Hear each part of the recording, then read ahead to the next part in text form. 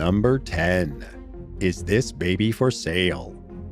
A mother was minding her own business at a Walmart self-checkout register in Crockett, Texas in early 2022 when a middle-aged woman approached her and began gushing over her son's blonde hair and blue eyes. She allegedly asked how much she could purchase the little boy for, which the mom initially laughed off as a joke, only for the woman to follow up with a serious offer. A probable cause affidavit obtained by NBC News accused 49-year-old Rebecca Taylor of telling the victim that she had $250,000 cash in her vehicle and that she was willing to hand it over in exchange for the child. Of course, the mom said no amount of money would do. She later told police that she asked Taylor to get away from her and her son, but that Taylor persisted with an explanation that she'd been trying to buy a child for a long time. A woman who was with the suspect asked what the boy's name was, and of course, the mother refused to tell them. However, they somehow managed to figure it out, according to the affidavit, which went on to state that the woman kept trying to call the boy over. The mother waited for the two women to leave the store, but encountered them again in the parking lot. She locked her children in the car while Taylor allegedly began screaming at her, offering $500,000 for the kid and standing behind the woman's vehicle. When it became clear that the situation wasn't going to de-escalate, the mom drove off and went to the police, who reviewed surveillance footage and concluded that it corroborated the story she gave them. Taylor reportedly slammed the door on law enforcement when they showed up at her house to question her, but there was nothing she could do to stop them from taking her into custody once a warrant was issued. She was charged with one felony count of participating in the sale or purchase of a child and bonded out for $50,000 as the case proceeded through the court system. Number 9. Creepy Cookie Monster and Evil Elmo. In early 2023, police in California received complaints from concerned families about a suspect in a Cookie Monster costume harassing innocent civilians near the Santa Cruz Beach boardwalk. It was just one of the numerous sightings that had flooded in over a several-week period. Responding officers identified the suspect as 59-year-old Adam Sandler, no relation to the actor, who reportedly makes a living by seeking out children who want their photo taken with the character and hustling their parents for tips. People found him creepy, according to a Santa Cruz police spokesperson, who advised the public not to engage with the man and to steer clear of him. Beachgoer Nick Padron told local station KRON4 that he encountered the costume-clad character, who he described as someone who seemed down on his luck. However, Padron said that the man didn't seem to be bothering anyone. But Sandler had a checkered history, according to past police and media reports, including a jail stint in New York for threatening to extort the Girl Scouts of America. Around 2015, he made headlines in San Francisco for dressing up in an Elmo costume and allegedly yelling at tourists who didn't tip him for taking photos with them. He was also rumored to be entangled in conflicts with local small business owners and was eventually banned from two popular tourist areas. During that time, Sandler told KRON4 that he was the victim of an unfair harassment campaign, and he insisted he had no psychological problems whatsoever. However, he also had a reputation for being a troublemaker in Los Angeles, where he allegedly threatened a business owner while dressed in his Cookie Monster costume. After the incidents in Santa Cruz began, authorities acknowledged that it's not a crime to be creepy in public, but cautioned people to immediately report concerns about Sandler's behavior to the police. A Santa Cruz Wharf spokesperson made it clear that he wasn't employed by, contracted by, or permitted by the city or any local business. In other words, while nobody could do anything to stop Sandler from hustling in the area, he didn't exactly receive a warm welcome. Number 8. The Woman in the Closet. When a 57-year-old man living in the quiet town of Kazuya in western Japan noticed food missing from his refrigerator on numerous occasions in 2008, he suspected he was the victim of repeated home break-ins. So in response, he installed security cameras. It wasn't long before he received a mobile alert that one of the cameras had detected activity within the home. The man called the police and reported a suspected burglary, but officers arrived to find his doors locked, his windows closed, and no signs of a break-in. However, they searched the interior of the home and found a woman hiding on the top shelf of the man's closet. The suspect, later identified as 58-year-old Tatsuko Horikawa, allegedly told the police that she was homeless and had snuck into the residence about a year earlier after discovering that the homeowner had left it unlocked. She put a mattress in the tiny closet space, where she managed to go unnoticed until the man realized food was disappearing. Horikawa took showers regularly when he wasn't home and was described by responding officers as neat and clean. But her days of secretly living in someone else's house were over, and she was arrested for trespassing. Unfortunately, it's unclear exactly what punishment she faced. Number 7. Intruder in the crawl space. Timothy Smith and his fiancée hadn't even finished moving into the house they purchased together in Gresham, Oregon, when they became the victims of a truly bizarre home invasion that left them feeling both perplexed and disturbed. The couple came home one day in 2019 to find that someone had eaten a cupcake, made coffee, drank some beer, played video games, and put some clothes in the washing machine. They discovered more things that were out of place as they inspected the rest of the house, as well as large holes in the walls of 2 different rooms. Smith found that the hatch to a crawl space had been left open and crawled inside, armed with a knife, while yelling for the intruder to announce themselves. Eventually, he encountered a man wearing his fiancée's Christmas-themed onesie, accompanied by a cat named Spaghetti. The suspect, identified as 38-year-old Ryan Bishop, was taken into custody on suspicion of burglary, criminal mischief, and theft. Spaghetti was a bit more difficult to coax out of hiding, but Smith eventually managed to capture the cat, who didn't belong to him. Later, though, the feline's owner was tracked down. After police searched the house, Smith found a stash of methamphetamine and other drug paraphernalia that law enforcement had missed. Smith told local station KOIN6 that the intrusion left him and his fiancée traumatized and uncomfortable in their own home. The first-time homeowners were excited to no longer be renting and to start a new chapter in their lives, only to have someone ruin it before they had even finished settling in. Number 6. Creep caught on camera. Residents in Lauderhill, Florida were terror-stricken in late 2022 when surveillance cameras captured a well-dressed man knocking on the doors of several homes with a machete in his hand.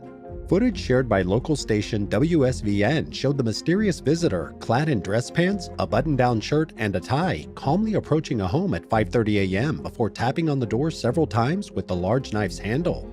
Then, he immediately turned around and walked away. It was the exact same scenario that several other community members reported seeing on their own home security cameras. Nobody knew who the man was or what he could have possibly wanted. One resident pointed out how the man didn't seem lost or confused, and that his actions seemed to be intentional. The unsettling sightings left locals understandably concerned about their safety, although law enforcement said that they didn't identify any crimes being committed based on the video evidence. Police classified the incidents as suspicious acts and stepped up their patrols in the area. They asked anyone with information to come forward, but it's unclear whether the man was ever identified or if the bizarre visits have stopped. Number 5. Burglar makes himself at home. A homeowner in Oklahoma City was surprised to find her front door ajar when she arrived home one day in 2013. However, the situation became downright terrifying when a man answered the door wearing slippers and politely invited her inside. She dialed 911, but when the officers arrived at the scene, the suspect's welcoming demeanor strangely continued. The man had a pizza cooking in the oven and was subsequently joined by his 2 daughters. It was as if he truly believed he was in his own home, according to Sergeant Gary Knight, who spoke with local station KFOR. The suspect, later identified as 35-year-old Montego Logan, allegedly told law enforcement that he lived at the house, but became violent when they asked for some sort of proof. They then took him into custody on suspicion of burglary and assaulting police. According to an arrest report, Logan's behavior changed noticeably during the ride to the police station when he mistook one of the officers, who was 5 years younger than him, for his grandmother. He reportedly went from being calm and sleepy to hallucinating and delusional, leading the police to suspect that he was under some kind of intoxicant or possibly experiencing a mental episode of some kind. Luckily, though, nobody was hurt during the incident. Number 4. Cyclist attacked by naked man.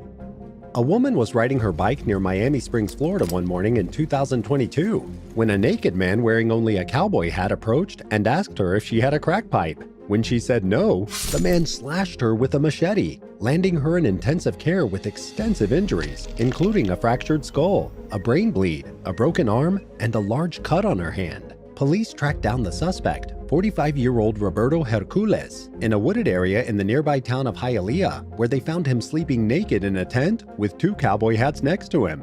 He was camping out among some trees near a set of railroad tracks, where he appeared to be hiding from the law. Hercules was consequently charged with multiple felonies including attempted murder, armed robbery, and battery. The incident happened in an unincorporated area between Miami Springs and Medley, which Miami Springs is in the process of trying to annex. If the city succeeds, it will step up its police patrol in the area. Number 3. Demonic mugshot. One night in 2017, a man knocked on the door of a Lancaster County, South Carolina home and asked the resident to call the police. When deputies arrived, he explained that he was invited over next door to the home of 24-year-old Morgan Varn. While he was there, Varn and another suspect, 23-year-old Jonathan McHale Robinson, allegedly robbed him at gunpoint, taking his cash and smashing his cell phone before letting him leave. 2 male visitors at Varn's residence complied with the deputy's orders to come outside, but Varn, Robinson, and a female visitor refused to exit the building. An hours-long standoff ensued as hostage negotiators unsuccessfully tried to make contact with the people inside.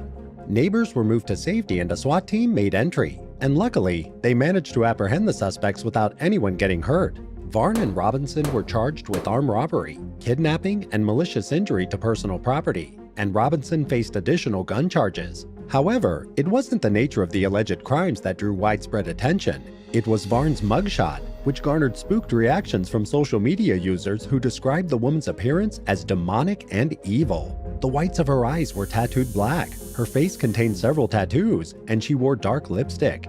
And while the look wasn't most people's cup of tea, a few commenters said they thought the young blonde looked beautiful. Number 2. Creepy clown. Halloween was more than a month away when a string of bizarre clown sightings terrified entire towns across the US in 2016. One incident happened in Middlesboro, Kentucky, where police responded to a call about a masked man in a clown costume crouching suspiciously in a wooded area near an apartment complex. At the scene, officers found 20-year-old Jonathan Martin in full clown costume.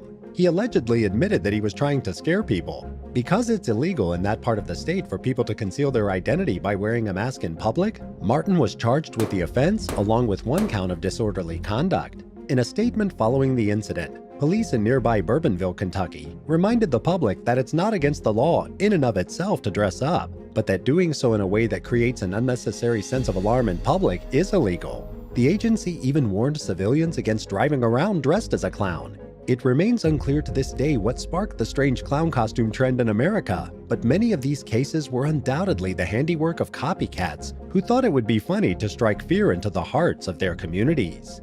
Number 1. Machete-wielding maniac.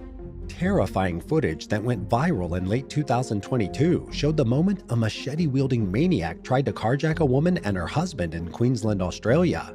TikToker Ash Massacre spotted the clean-cut but seemingly crazed young man swinging the machete while walking through traffic. Much to her horror, he headed over to the car she and her husband were riding in. In the video, the suspect could be seen grinning while tapping on the car's back window. He politely demanded to be let inside the vehicle while raising the blade. At the time, the car was stuck in traffic, so speeding off wasn't an option. After failing to gain access to the vehicle, the man walked away. Shortly after the incident made headlines, police confirmed that they charged a 21-year-old suspect with threatening violence, unlawful entry of motor vehicles, and obstructing police. But the name of the machete-wielding psycho hasn't been released.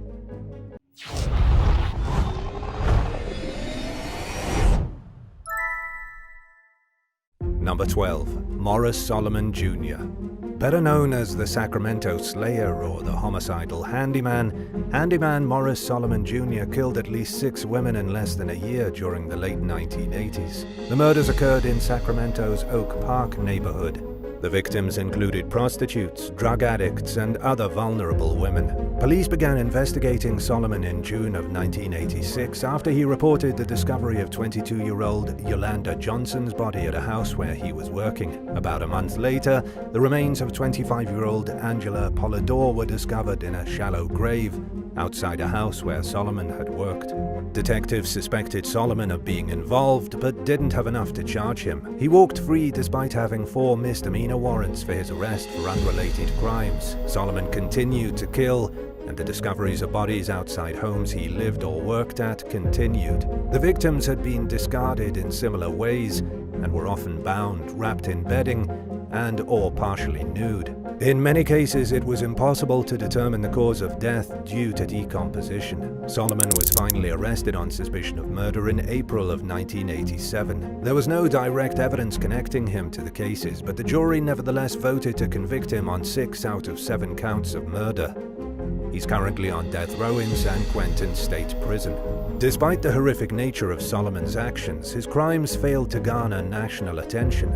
They were overshadowed by the actions of another serial killer from Sacramento named Dorothea Puente, who killed as many as 9 of her elderly and disabled tenants for their social security checks. She went to trial at around the same time as Sullivan, and the country was too wrapped up in the so-called death house landlady to pay much attention to the gruesome crimes committed by the homicidal handyman.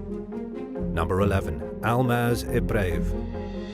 In late 2022, police in St. Petersburg received a missing persons report about a 27-year-old hairstylist named Yuliana. Officers went to the young woman's brand new apartment and found her body in a garbage bag. There was also construction debris from work that was being carried out on the unit in the bag. Someone had bludgeoned and strangled her. Investigators discovered that on the day Yuliana died, she had stopped by at the apartment to check up on the progress of the work. She was seen in surveillance footage entering the building's elevator, but she never left. Suspicion immediately fell on 41-year-old Almaz Ibreev, who was performing the renovation on Yuliana's apartment. When the story broke, authorities were unsure of a motive, but suspected that Ibreev feared he wouldn't get paid for his poorly done work. He was seen on camera exiting the elevator after Yuliana's murder. Police tracked Ibreev down at a local hostel and arrested him in connection with the case. Number 10. Jose Diaz. Retired Villanova University professor Carol Armbruster arrived at her Philadelphia apartment one evening in 2013 and was fatally ambushed by an intruder, who was later identified as the building's handyman, Jose Diaz. He grabbed a kitchen knife with an 8-inch, 20-centimeter blade and stabbed the 69-year-old 11 times. Armbruster's roommate came home to find her dead on the floor with the knife lodged in her neck. DNA, shoe print, and fingerprint evidence tied Diaz to the scene, and prosecutors accused him of murdering Armbruster in a robbery gone wrong. The defense pointed the finger at Armbruster's roommate, Daniel Sapon, a friend of over 30 years who denied ever being romantically involved with the victim or having any reason to harm her. A witness who lived in the building and found Sapon in the hallway yelling for help testified that he seemed genuinely shaken and distraught. Diaz was convicted of first-degree murder, robbery, and other crimes related to the incident and received a mandatory life sentence without parole. Number 9. Carrie Stainer. 42-year-old Carol Sund, her daughter Julie, and Julie's friend, an exchange student named Silvina Peloso, were reported missing in February 1999 during a sightseeing trip to Yosemite National Park. Carol Sund and Peloso's charred bodies were found in the trunk of Sund's car the following month. Julie Sund's remains were recovered after police received a taunting note from the killer detailing their location. The FBI interviewed staff at the Cedar Lodge Motel where the women stayed on the last night before they disappeared. Among those questioned was Carrie Stainer, a clean-cut handyman with no history of violence and whose younger brother, Stephen Stainer, had famously survived a 7-year kidnapping during the 1970s. He was initially ruled out as a suspect. Several months later, the decapitated body of 26-year-old Yosemite naturalist Joy Ruth Armstrong turned up near a cabin where she was staying. Eyewitness accounts linked Stainer's truck to the crime, and the FBI found him hiding out at a nudist resort in Wilton, California. He confessed to murdering Armstrong and the 3 previous victims. He was charged with 4 counts of murder. In a jailhouse interview with KBWB reporter Ted Rowlands, Stainer said that he had fantasized about killing someone since childhood. After claiming his first 3 victims, he staved off the urge to do it again, but at some point he could no longer hold back. He admitted that the only reason the women were targeted was for being in the wrong place at the wrong time. Stainer has been on death row at San Quentin since 2002, but there haven't been any executions in California since 2006, and it looks as though the state may officially abolish the death penalty at some point in the near future. In that case, the sentences of Stainer and the nearly 700 other prisoners on death row would most likely be commuted to life. Number 8. Bruman Stalin Alvarez. 911 dispatchers in Maryland received an alarming call one night in 1995 when a handyman claimed to have killed his boss at a home in the wealthy Potomac suburb. Officers arrived to find 20-year-old Bruman Stalin Alvarez standing in the driveway with blood on his clothes. Inside the house, they found the brutally slain bodies of 46-year-old podiatrist Dr. David Mark Goff, his 3 daughters, and Alvarez's boss, 30-year-old Mark Richard Aldridge. They had been bound, bludgeoned, and stabbed. Alvarez had been hired to paint and do remodeling work inside the home on multiple occasions in the months leading up to the murders. He claimed that Aldridge had killed the 4 other victims and that he killed Aldridge after discovering the carnage. But details of his story didn't add up, and inside Alvarez's backpack, police found stolen jewelry from the Goff household, as well as the family's telephone, which had been ripped out of a wall. Authorities charged Alvarez with 5 counts of first-degree murder. The evidence was stacked strongly against him during his trial, pointing toward his guilt despite the prosecution's failure to establish a clear-cut motive. An official source told the Washington Post that Alvarez committed the murders in an attempt to copy the storyline of a horror movie, although they declined to specify which film he was inspired by. Alvarez took a deal to avoid the death penalty and received 6 life sentences. He subsequently fought to have his plea reversed, but the judge rejected the request. In 2000, Alvarez asked for a new trial and was denied. More than 20 years after the crime, he challenged his sentence but was unsuccessful. He remains behind bars, and thankfully it seems as though that's where he'll spend the rest of his days. Number 7. Jerome Isaac. In what a judge described as one of the most horrific crimes he had ever seen, a self-proclaimed Rastafarian handyman named Jerome Isaac doused an elderly woman with gasoline and set her on fire at an apartment building in Brooklyn's Prospect Heights neighborhood. The murder happened in 2011 when 73-year-old Dolores Gillespie was returning home from grocery shopping. She took the elevator up to the 5th floor, where she came face to face with Isaac. The senior citizen cowered in the corner of the elevator as Isaac covered her head to toe in gasoline, then lit her on fire and hurled a lit Molotov cocktail at her. She died at the scene, screaming in agony as she clutched her groceries. A court would later learn that Isaac had lived with Gillespie for a short time while also doing odd jobs for her. He claimed that she owed him $2,000 for unpaid work, which investigators believed was his motivation for killing her. According to Gillespie's family, she had refused to pay the handyman because he stole from her. Isaac fled the scene but later turned himself in after police released surveillance footage of the attack and asked the public for help identifying the suspect. He appeared at the police station reeking of gasoline and with serious burns on his face, and allegedly bragged to investigators about how they would have never found him if he hadn't surrendered. Isaac took a deal and pleaded guilty to murder and arson charges and was sentenced to 50 years in prison. Number 6. Robert Jason Owens. 38-year-old celebrity chef Christy Schoen Codd was pregnant when she and her husband, 45-year-old Joseph J.T. Codd, were reported missing from their North Carolina home in 2015. The couple's friend, Robert Jason Owens, became a suspect several days later after a neighbor reported seeing him with unusually large garbage bags outside his house. Police paid him a visit and found the Codd's charred and dismembered remains inside a wood stove on his property.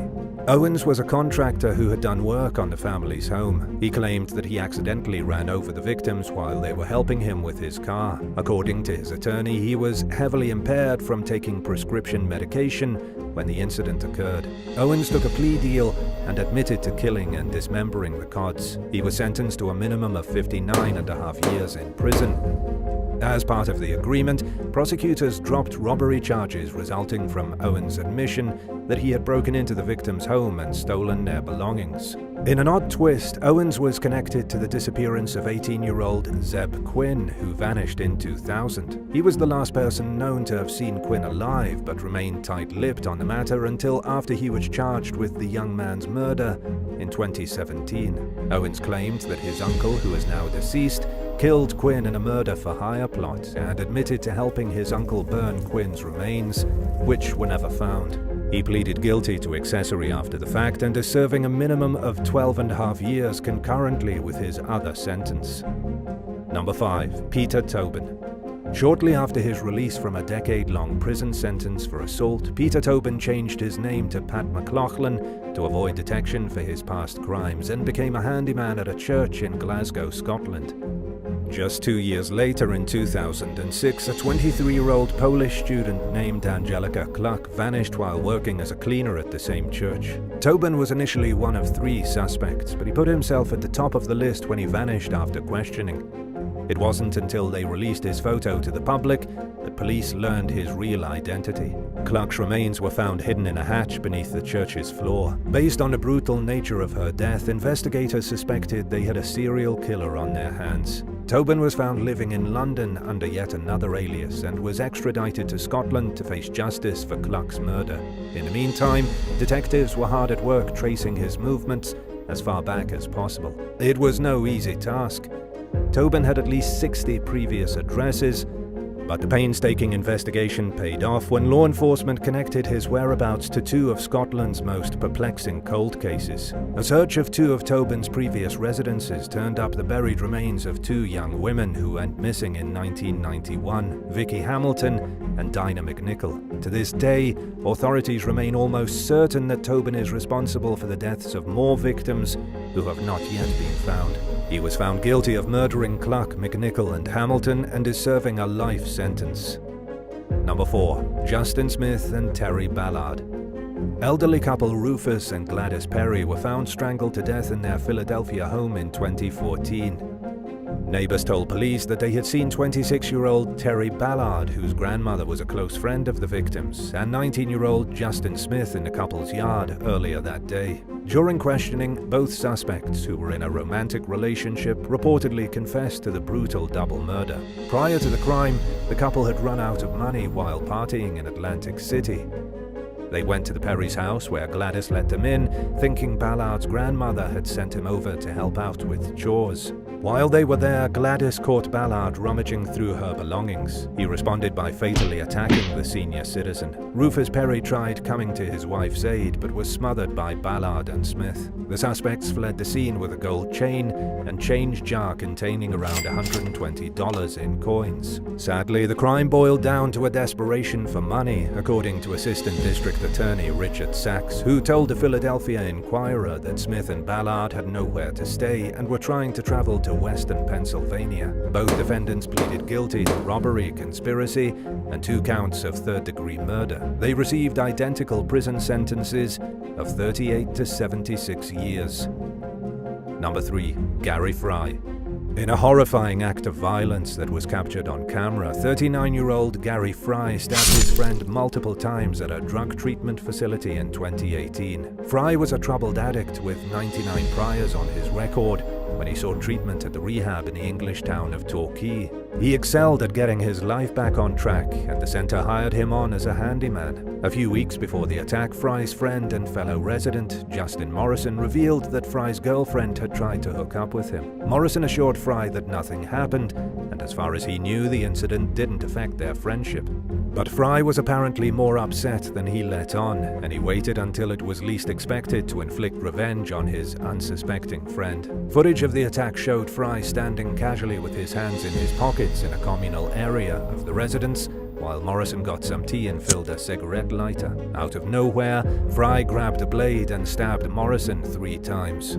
Morrison fled to another room and collapsed on the floor. Luckily, he survived and was discharged from the hospital later that day after receiving stitches for his wounds. Things could have turned out much worse, according to the judge who oversaw Fry's criminal case for the attack, who said that Morrison would have likely died if the blade had punctured him just a centimeter or 2 away from one of the wound sites. In court, Fry's attorney said that his client was deeply remorseful for his actions and that he lost his temper for a few seconds after seeing some text messages indicating that something may have happened between Morrison and his girlfriend. Fry admitted to causing grievous bodily harm with intent and was sentenced to 4 years in prison. Number 2. David Benola. 51-year-old married mother of two, Orsolya Gal, returned to her apartment in Queens after a night out in April of 2022 and was ambushed by her longtime on-and-off lover, 44-year-old handyman David Benola, who stabbed her more than 50 times. Benola crammed Gal's mutilated, lifeless body into a duffel bag and left it at an intersection in the Forest Hills neighborhood, where it was found by a dog walker several hours later. Surveillance footage captured Benola wheeling the bag out of the residence, and there was a trail of blood leading from where he left it all the way back to the crime scene. In addition to the evidence that was already stacking against him, Benola reportedly offered to speak to police days after the murder and made incriminating statements against himself. According to Queens District Attorney Melinda Katz, he eventually confessed to stabbing the victim during an argument, then moving her body. Benola told detectives that he killed Gal because she gave him HIV during their 2-year affair. He believed that his lover, who lived with her husband, had cheated on him, stating that she couldn't be with one person, and he accused Gal of lying to him and using him. To avoid a trial, Benola took a deal and pleaded guilty to manslaughter in exchange for a 25-year sentence, followed by 5 years of probation. Number 1. Carlos Medina. In early 2023, Los Angeles County deputies responded to a call about a person not breathing and found 69-year-old Catholic Bishop David O'Connell shot to death in his Hacienda Heights home. Their investigation led them to 61-year-old handyman Carlos Medina, whose wife worked as a housekeeper for O'Connell and who they believe had done work at the bishop's residence. According to a tip, Medina had been complaining in the time leading up to the murder about O'Connell owing him money. He also drove an SUV, matching the description of a vehicle that was captured on surveillance video in the victim's driveway around the time of the murder.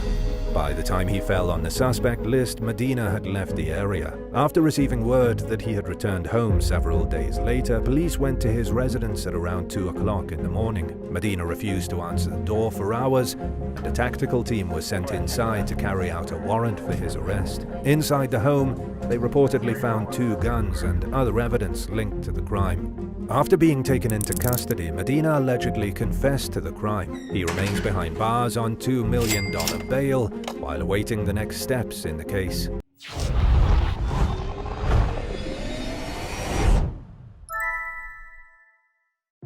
Number 8.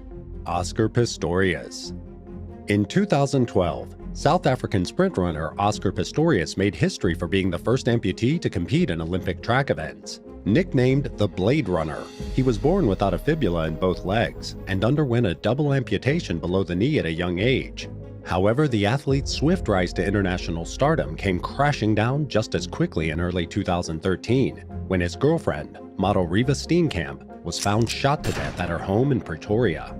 Authorities quickly zeroed in on Pistorius, who claimed he shot Steenkamp through a locked bathroom door after mistaking her for an intruder. But investigators didn't buy his story, and he was charged with premeditated murder. Prosecutors accused Pistorius of deliberately shooting Steenkamp after she locked herself in the bathroom during an argument. He maintained his innocence throughout the trial and broke down in tears on the stand as he apologized to Steenkamp's family for what he claimed was an unintentional mistake. Not everyone was swayed by the disgraced athlete's waterworks, though, and some even alleged that he took acting lessons before the trial, which he denied. At one point, the defense attempted to argue that Pistorius suffered from an anxiety disorder that influenced his decisions on the night of the shooting. However, a team of court-appointed psychiatrists concluded that he didn't suffer from clinical anxiety. Pistorius was found not guilty of premeditated murder in 2014, but was convicted of the lesser charge of culpable homicide. He was later released from prison the following year on house arrest and probation. Unsatisfied with what seemed like a slap on the wrist, prosecutors fought the ruling, and in 2015, South Africa's top appeals court ruled that Pistorius was guilty of first-degree murder. He was sentenced to 6 years in prison, but prosecutors once again condemned the outcome for being too lenient and took the matter back to court. In 2017, his sentence was increased to 15 years. Pistorius appealed the sentence but was denied. As of 2023, he's eligible for parole, but he remains behind bars for the time being. Number 7. Kevin Ware. 29-year-old Taylor Pomaski was last seen alive in April of 2021 at the Harris County, Texas home she shared with her boyfriend, 41-year-old former NFL player Kevin Ware Jr. Witnesses later reported seeing the couple fighting violently that night during a house party. Ware quickly became a person of interest to investigators, who arrested him several months after Pomaski went missing for not attending his bail hearings in an unrelated felony drug and gun case. He was reportedly uncooperative when authorities tried to question him about his girlfriend's disappearance. Pomaski's family suspected Ware of being involved, and so did her ex-boyfriend Eric Zuliger, who told ABC 13 that Pomaski had reached out to him for help shortly before she went missing. Zuliger also said that Ware had taken away Pomaski's cell phone weeks before she vanished, and that she was only able to communicate via email. The last time he saw the young woman, she seemed thin and appeared to have facial injuries. In December of 2021, 8 months after Pomaski went missing, her suspected remains were discovered. Several months later, they were positively identified as Pomaski. Then in mid-2022, Ware was indicted on charges of murder and tampering with a corpse. Prosecutors remain tight-lipped about most of the details about what they believe happened, but court documents allege that Ware fatally cut, strangled, and bludgeoned the victim. If convicted, he could serve 15 years to life behind bars. Number 6. Aaron Hernandez. It would be impossible to briefly cover the entire rap sheet of former New England Patriots player Aaron Hernandez, but we'll go over the highlights. In 2014, he was charged in connection with a drive-by shooting that killed a pair of men in Boston 2 years earlier. He was also accused of shooting his friend, Alexander Bradley, during a night out in early 2013. Bradley, who was an alleged witness to the 2012 double homicide, survived and refused to cooperate with authorities. Hernandez was subsequently charged with witness intimidation.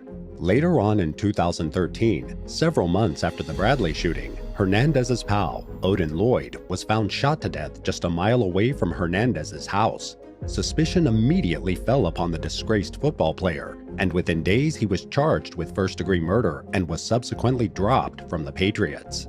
Hernandez was officially convicted of Lloyd's murder in 2015. His motive remains unclear, although speculation suggests that Lloyd, who was dating the sister of Hernandez's fiancée, had discovered his friend's bisexuality, causing Hernandez to fear being outed.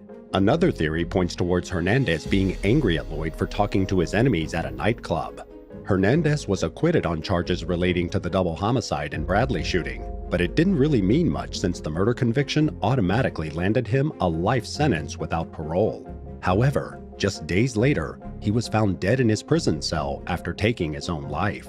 On the wall, there were drawings made in blood of an unfinished pyramid, the all-seeing eye, and the word Illuminati. The words John 3:16 were written on Hernandez's forehead in blood. He left behind 3 bizarre rambling notes to his lawyer, fiancé, and daughter. In them, he discussed entering a timeless realm. A post-mortem study of Hernandez's brain revealed that he was suffering from a degenerative brain disease called chronic traumatic encephalopathy, or CTE, which is often found in athletes who play high-impact sports. Researchers described it as the most severe case they'd ever seen, and it very well may have affected his destructive decision-making. Number 5. John Paul Sr. Dutch-American race car driver John Paul Sr. was a successful hedge fund manager with a Harvard degree before ever rising to fame in the world of motorsports during the 1960s and 70s. When he was unable to fund his new racing career on his own or through legitimate sponsors, he began trafficking drugs. In 1979, he was caught with over $10,000 cash and more than 1,500 pounds of marijuana. Paul pleaded guilty to a possession charge and was forced to pay a $32,000 fine as a result. He married 32-year-old Chalice Alfred Barnett the following year, but the marriage was short-lived. Barnett vanished off Key West in 1981, marking the first of 2 suspicious disappearances that Paul would be linked to. 2 years later, Paul was arrested for shooting Stephen Carson, a witness who'd been granted immunity in a federal drug case. Carson survived his injuries though, and Paul fled while out on bail. He was nabbed in Switzerland with a fraudulent passport 6 months later. After being extradited back to the US, Paul was convicted of racketeering and attempted first-degree murder, earning him 25 years behind bars. He unsuccessfully tried to escape prison in 1987 by spraying hot sauce and pine sol in a guard's face, who quickly recovered and forced Paul to surrender after firing 2 warning shots from his gun.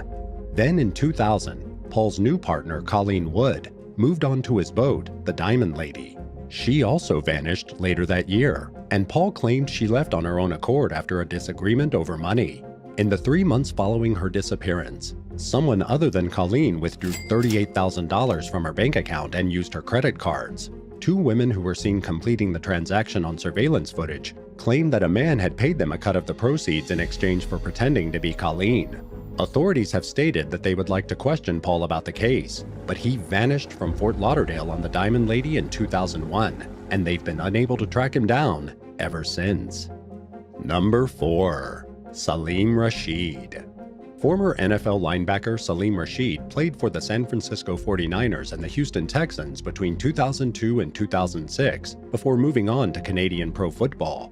He worked as a high school teacher from 2009 to 2011, during which time he allegedly had inappropriate relations with 2 students. They were over the age of 18, but not legally able to consent due to a state law prohibiting intimacy between teachers and students. But before these illicit flings caught up with him, Rashid was charged with food stamp fraud. He admitted to receiving over $5,000 in benefits while falsely claiming to be unemployed and was sentenced to 8 months in prison. The former pro athlete also pleaded guilty to falsely claiming he was married to a woman other than his wife on immigration forms. Federal records revealed that Rashid married a woman named Hadam Benachu in Morocco in 2005. They moved to the U.S. in 2006 and had 2 children in 2007 and 2009. In the meantime, Rashid had 2 kids with another woman in 2006 and 2008 and married her despite not being legally divorced from Benachu. His misconduct as a teacher finally caught up with him in 2013 when he was sentenced to 3 years in prison for his inappropriate relations with students. Number 3. Ed Belfour. Hockey player Ed Belfour logged 484 wins throughout his career, ranking him as the 5th best NHL goaltender of all time. People called him Crazy Eddie, and he apparently lived up to the nickname both on and off the ice. One night in early 2000, a woman he was with at a Dallas hotel called security and said that she was scared by Belfour's drunken behavior. Security guards escorted the woman out of the hotel and confronted Belfour, who allegedly slammed one employee's head into a wall and put him in a headlock. Hotel employees sprayed him with mace, but the struggle continued until police arrived. The authorities later claimed that Belfour offered them $1 billion to release him without charges after being taken into custody. He ended up paying a $3,000 fine for resisting arrest and apologized to the police, the hockey community, and his fans for the way he acted. Then in 2007, Belfour was arrested again, this time for disorderly intoxication and resisting arrest. He was also apprehended in 2020 for third-degree criminal mischief and alcohol intoxication in a public place. According to a police report from the 2020 arrest, he damaged property at a hotel in Bowling Green, Kentucky, and was under the influence of alcohol to a point he was a danger to himself and others.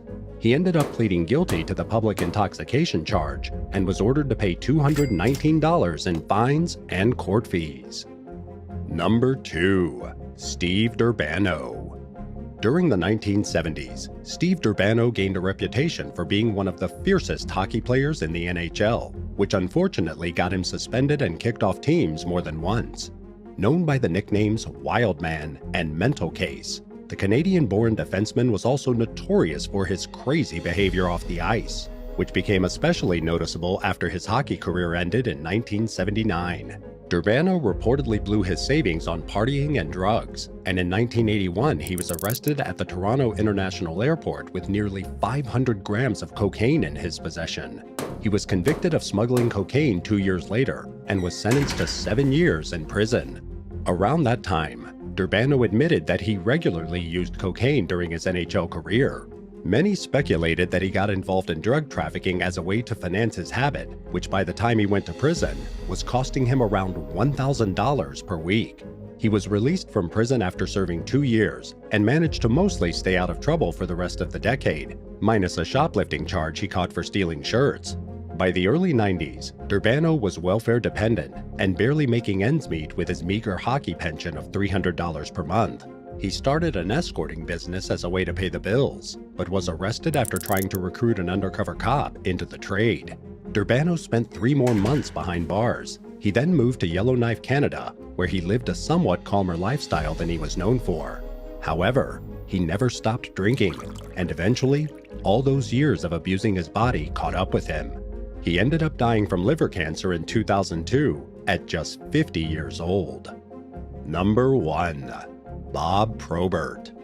Former Detroit Red Wings forward Bob Probert was already on thin ice with the NHL, no pun intended, when he was caught trying to smuggle drugs into Canada in 1989. By then, the 23-year-old had been to rehab for his drinking 5 times and saw disciplinary measures that banned him from 44 of the most recent season's games. He'd also been arrested several times for multiple reasons, including for driving while impaired and assaulting a police officer. Probert approached the border via the Detroit-Windsor Tunnel in a borrowed car with 3 passengers at around 5:15 a.m. After discovering that the vehicle was littered with empty beer cans and a liquor bottle, U.S. Customs agents searched the suspects and found a half ounce of cocaine hidden in Probert's underwear, along with paraphernalia in his pocket. Probert was consequently charged with importing cocaine into the U.S., and he quickly became the first player in NHL history to be expelled for involvement with drugs.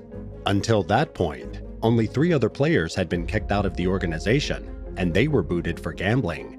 The NHL had given Probert numerous opportunities to clean up his act, but there's only so much someone can do to help a person who has no apparent desire to improve their life. In the words of former Red Wing coach Jacques Demers, who spoke with the New York Times shortly after Probert's expulsion, Bob Probert could have been 10 years from now a multi-millionaire and had it all, but it's not going to be, and I have no control over that.